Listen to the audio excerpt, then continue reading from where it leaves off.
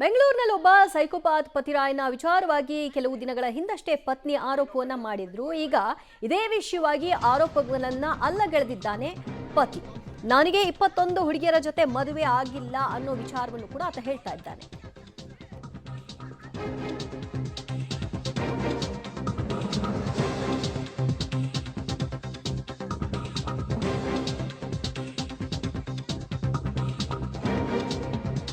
ಬೆಂಗಳೂರಿನಲ್ಲೊಬ್ಬ psychopath ಪತಿರಾಯ ಪತಿಯಿಂದಲೇ ಬೆಡ್ರೂಮ್ನಲ್ಲಿ ಕಳ್ಳಗಣ್ಣನ್ನ ಇಟ್ಟು ವಿಡಿಯೋವನ್ನ ಮಾಡಲಾಗಿತ್ತು ಅನ್ನೋ ಆರೋಪವನ್ನ ಪತ್ನಿ ಮಾಡಿದ್ರು. ಪತ್ನಿಯ ಆರೋಪಗಳಿಗೆ ಈಗ ಟ್ವಿಸ್ಟ್ ಸಿಗ್ತಾ ಇದೆ ಪತಿರಾಯನ ಕಡೆಯಿಂದ. ನಾನು 21 ಮದುವೆಗಳನ್ನ ಮಾಡ್ಕೊಂಡಿಲ್ಲ, ನಾನು ಮದುವೆ ಆಗಿರೋದು ಒಂದೇ ಒಂದು, ಅದು ಆಕೆಯೇ ಸೈಕೋ ರೀತಿ ವರ್ತಿಸ್ತಾ ಇದ್ಲು ಅಂತ ಆಕೆಯ ಮೇಲೆಯೇ ಆತ ಸೇಮ್ ಆಕೆ ಮಾಡಿದಂತಹ ಆರೋಪವನ್ನೇ ಈತ ಕೂಡ ಮಾಡ್ತಾ ಇದ್ದಾನೆ.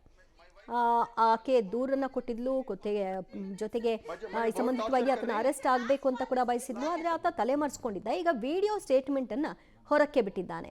ಆಕೆ ಎಲ್ಲ ಆರೋಪಗಳನ್ನ ಅಲ್ಲಗೆಳೆದಿದ್ದಾನೆ. ಹೇಳ್ತಾ ಇದ್ದಾರಲ್ಲ 19 ಅಫೇರ್ಸ್ ನಂದು ಇತ್ತು ಅಂತ.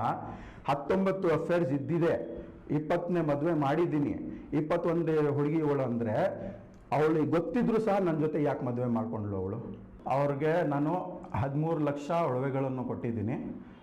ಒಂದು 104.22 ಗ್ರಾಮ್ಸ್ ಒಂದು ಹಾರ ಇದೆ, ಅದು ಬೆಲೆನೇ 10,80,000.